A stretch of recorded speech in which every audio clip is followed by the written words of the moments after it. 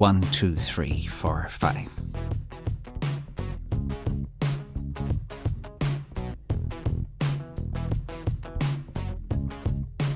I am alone, but I am not lonely. But also I get lonely.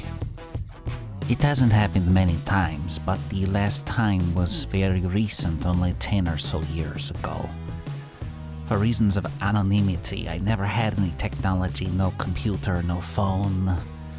When I need to use them, I go to the local library.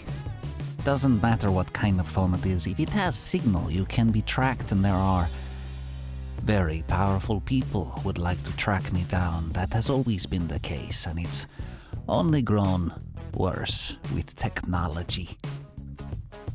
Anyway, one day I cracked.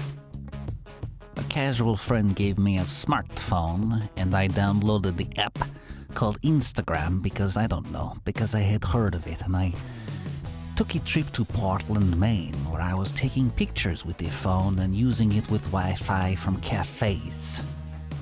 I was taking pictures of art on city walls, and I made an account where I was sharing the art, and I added hashtag this and hashtag that, and people were liking my pictures, and the phone was showing me other art around the town, and so I was having a very good time, I must admit.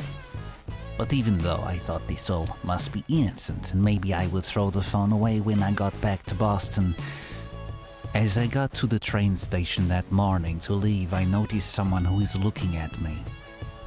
They were not looking at me, and looking at me, if you know what I mean. I knew what they were doing. They were not a normal person, probably not vampire, but also not altogether human, perhaps, at least in their soul.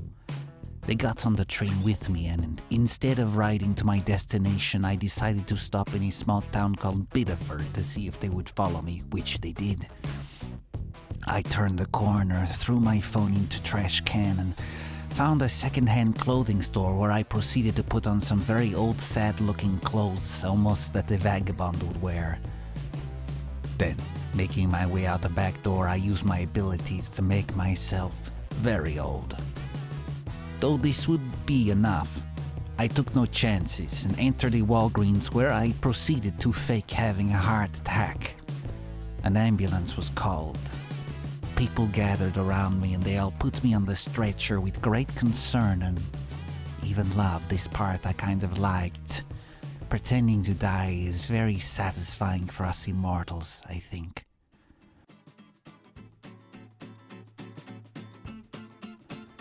During the ambulance ride, I waited until EMT was on their phone, and at a stoplight I undid my fastenings and unlatched the back.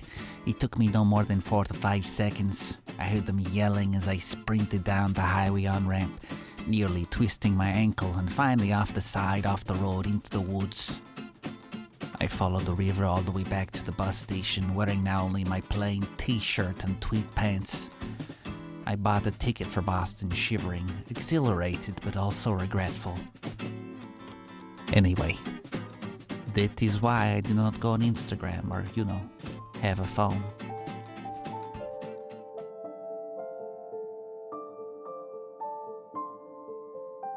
An artist's sensitivity is both endearing and alarming.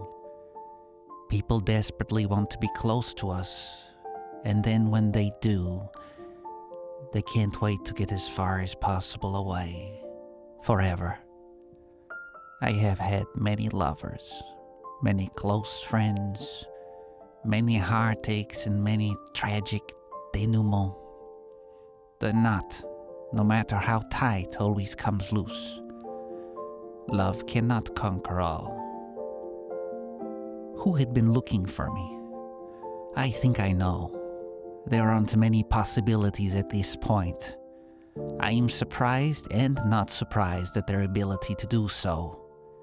To some people, I am not an insignificant piece of a bigger picture, but to me, I am just me, and I want to be left alone to my smaller pictures.